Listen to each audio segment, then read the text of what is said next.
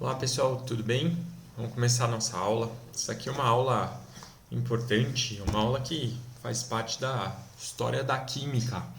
A química como efetivação da sua ciência como a gente conhece hoje, né? No final, basicamente, do século XVIII, a química ela passa a ser menos descritiva e ela começa a ser ainda mais quantitativa, né? Com proeminentes nomes como Lavoisier, Prost, o Dalton, e eles começam a falar, começam a descrever o que ocorre com as massas das substâncias participantes numa reação química. Então, vão começar a surgir as leis ponderais, que é o assunto da nossa aula de hoje. E a gente vai começar a nossa aula particularmente falando da lei de Lavoisier.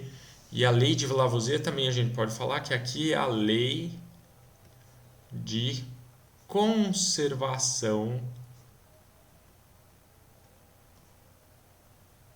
de massa.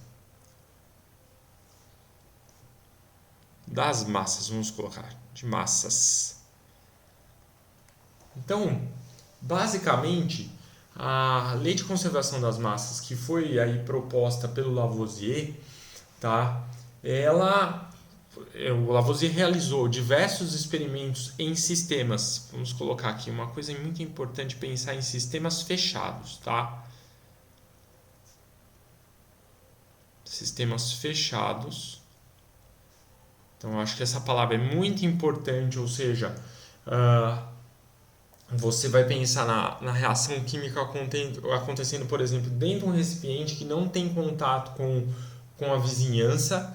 Eu acho que isso é uma questão fundamental, então a gente pensar em sistema fechado, que em sistemas fechados, né, aí a gente vai colocar que certamente a massa permanecia constante aí mesmo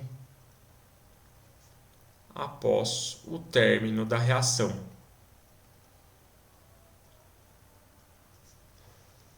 Muito bem. Então, isso é muito importante.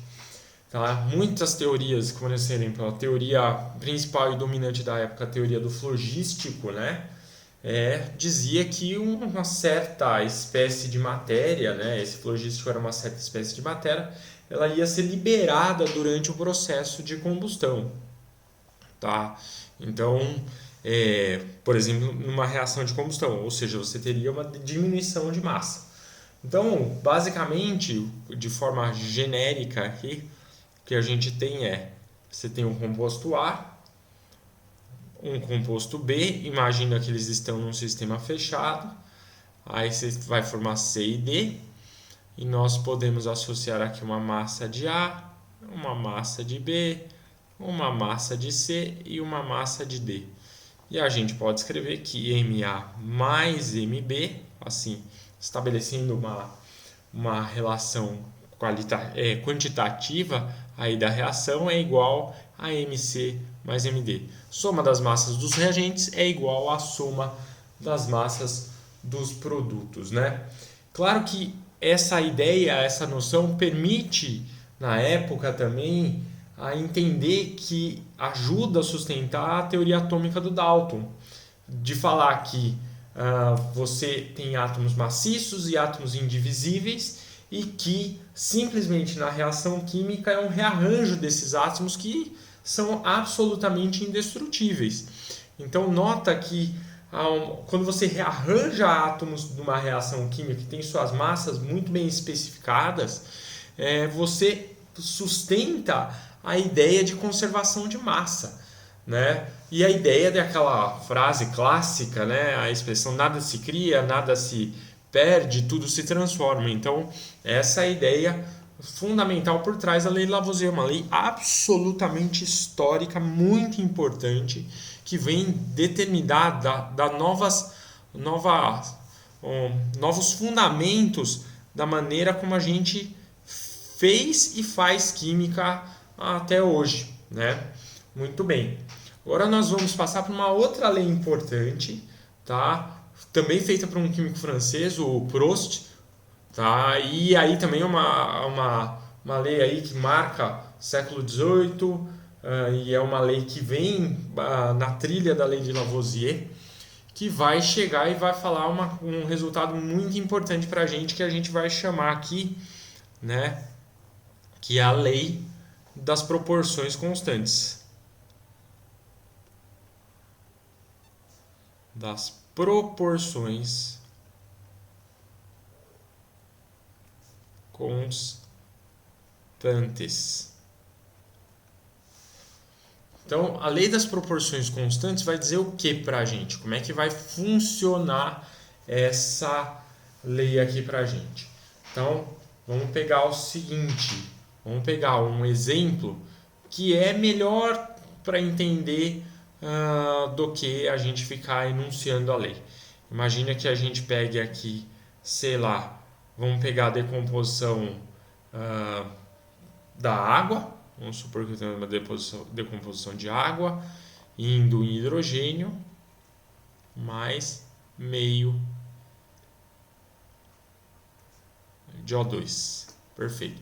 Vamos imaginar que no experimento 1 nós tenhamos 90 gramas de água que foram decompostas em 10 gramas de hidrogênio e, claro, vamos usar a lei Lavoisier, 80 gramas de oxigênio. Aí eu chego aqui e coloco isso daqui no experimento 2. No experimento 2, se eu pego, por exemplo, 9 gramas de água. Quando eu pego 9 gramas de água, o que está acontecendo? Eu percebi que eu estou por um experimento que está 10 vezes menor de massa de água. O que você espera da quantidade de hidrogênio? O que você espera da quantidade de oxigênio? Que também fiquem 10 vezes menores. Então aqui nós teríamos 1 grama e aqui nós temos 8 gramas. Você repara que você mantém Lavoisier. Então você mantém a proporção. Então, de certa maneira, nós podemos escrever a lei de Prost assim, ó. Vamos pegar uma reação genérica aqui. Vamos pegar a reação que num experimento eu coloco MA aqui, que efetivamente reage com MB, que efetivamente produz MC e MD. Aí, num segundo experimento, eu tenho um M''A, um M''B, um M''C, um M''D. A gente pode escrever a lei de Prost da seguinte maneira.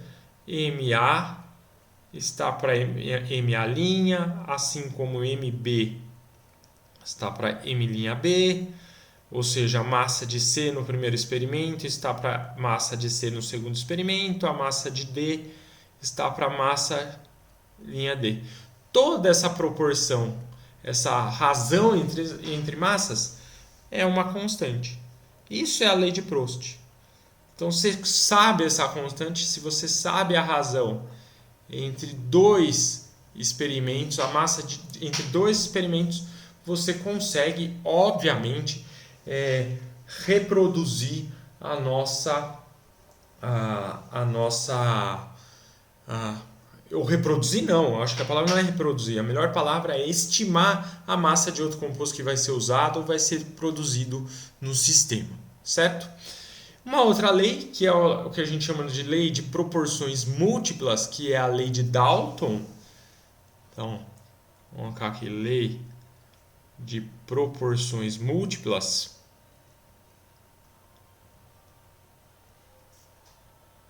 A lei de proporções múltiplas, ela é também chamada de lei de Dalton, tá? Então, basicamente, ele verifica experimentalmente quando você vai fixar a massa de um elemento químico. Então, você fixa a massa de um dado composto,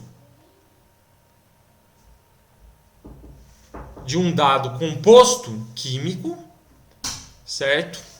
E a hora que você fixa a massa de um dado composto químico reagindo com diferentes massas, você de um outro composto,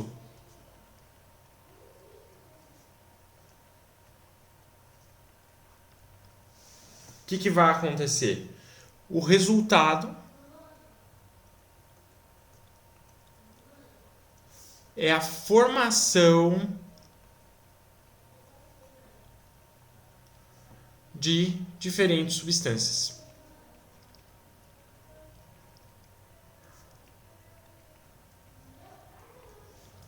Muito bem.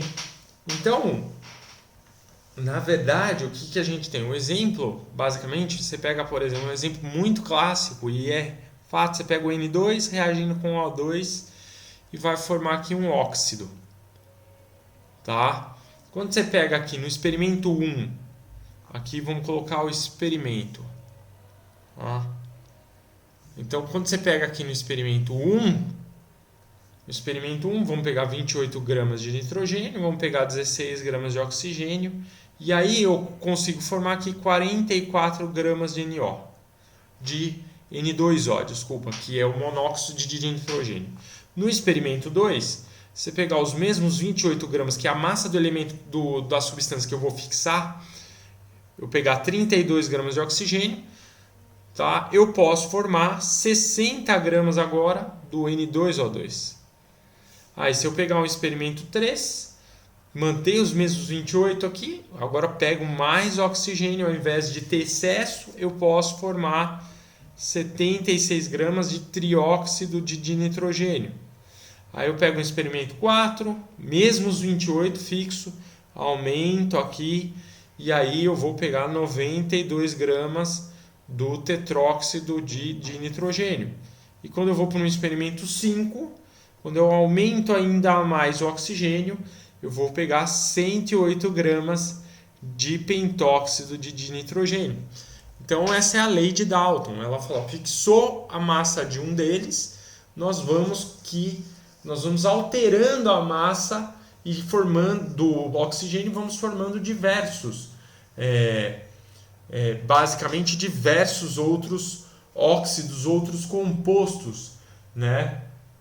E a gente tem, basicamente, se você observar aqui, a hora que você observa o que a gente está fazendo, né? A gente está também determinando a proporção de átomos de oxigênio presente no óxido formado. Então, se você nota essa lei de Dalton, a lei de Dalton consegue, de certa maneira não, mas uma maneira muito importante, determinar quantos oxigênios eu vou ter no óxido que está sendo formado aí, porque você vai aumentando a relação de proporcionalidade aí entre a massa e a quantidade de oxigênios que você tem aí no sistema, ok? Então essa é a lei de Dalton que a gente está descrevendo aí. Vamos a alguns exemplos aqui, só para a gente ver como é que a gente pode lidar com esses problemas, tá? O óxido de cálcio, cal virgem, reage com dióxido de carbono, produzindo carbonato de cálcio. Em um laboratório de química, foram realizados vários experimentos cujos resultados estão expressos na tabela a seguir. E a nossa ideia aqui é achar o X e achar o Y, certo? E achar o Z. Muito bem. Então, no experimento 1, vamos fazer aqui, você tem que a reação do óxido de cálcio com o gás carbônico e formando o carbonato de cálcio. Nota que a ideia não é saber a reação, mas a reação, se a gente for fazer a reação é CaO com CO2 gasoso, formando CaCO3, que é o carbonato de cálcio aí, certo? No caso, ele está colocando tudo gasoso aqui. Muito bem. Então, pela primeira reação, o que eu tenho? O que nós temos aqui? Nós temos a ideia de que eu tenho 5,6 desse cara aqui. E para que a gente ache o X, a gente coloca a massa do X aqui, vai formar 10, portanto o X 4,4 gramas. Tá? Eu já aproveitaria, né, e pensaria o seguinte, Para o experimento 3, vamos aproveitar o experimento 3. Nesse experimento 3, eu noto que eu estou multiplicando a massa, por exemplo, do óxido de cálcio por 10, né? E aí, em relação ao X que eu coloquei, que é 4,4 gramas, eu teria que multiplicar por 10 aqui, então, que dá exatamente os 44. Então, nós teríamos aqui também por Prost, podia fazer por Lavoisier o 3, né? Achar que o Z é simplesmente 10 vezes 10, que dá 100 gramas aí da massa do carbonato de cálcio que foi descoberta aí. E também com a mesma coisa que esse 100 dá os 56 mais 44, que é a lei de Lavoisier. Certinho? Muito bom. Da mesma maneira aqui, nós temos o seguinte, ó. Nós temos que o Y também pode ser achado por Prost ou por Lavoisier, né? O Y que está aqui na reação 2, ele pode ser pensado, ó, eu quintupliquei aqui a massa de carbonato de cálcio formada, eu também estou quintuplicando aqui a massa, que dá 5 vezes 4,4, então eu tenho que quintuplicar aqui 5 vezes 5,6, nós temos aqui 28 gramas de Y aqui da massa do óxido de cálcio. Muito bem, então essa é esse é um exemplo que posso usar Lavoisier, posso usar Prost, uma das duas leis ponderais para resolver o problema. Agora vamos para essa questão aqui, ó. Na natureza, nada se cria, nada se perde, tudo se transforma. Esse negociado é conhecido como lei de conservação das massas ou lei de Lavoisier, na época em que foi formulado sua validade foi contestada, já que na queima de diferentes substâncias era possível observar aumento ou diminuição da massa. Para exemplificar esse fenômeno, considere as duas balanças idênticas 1 e 2 mostradas na figura a seguir. Nos pratos dessa balança foram colocadas massas idênticas de carvão e de esponja de aço, assim distribuídas. Então, aí se nós temos carvão e B e D, esponja de aço. Então, é importante aqui. AC carvão, então B e D. Então, só para a gente não se perder, eu acho que a coisa ficar bonitinha. Aqui eu tenho carvão. Aqui eu tenho carvão. Aqui vamos colocar o aço para lembrar que é esponja de aço. Aço. Beleza. A seguir, nas mesmas condições reacionais, foram queimados os materiais contidos em B e C. Então eu queimo aqui, ó. Então vamos queimar a palha de aço e queimar aqui o carvão. Daí ele fala que provocou desequilíbrios. Para restabelecer o equilíbrio, serão necessários procedimentos de adição e retirada de massa, respectivamente, nos seguintes pratos. Então vamos pensar no sistema 1, né? No sistema 1, eu estou queimando aço.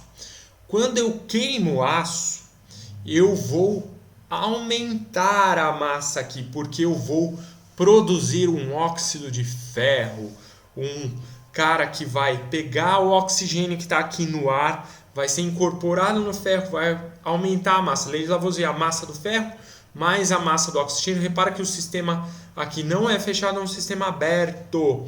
Então essa massa, o que vai acontecer com o prato 1? Na verdade, nós teremos aqui instantaneamente uma coisa assim: o prato B, depois da queima, vai ficar mais pesado e o prato A vai ficar aqui em cima. Esse é o sistema 1, certo?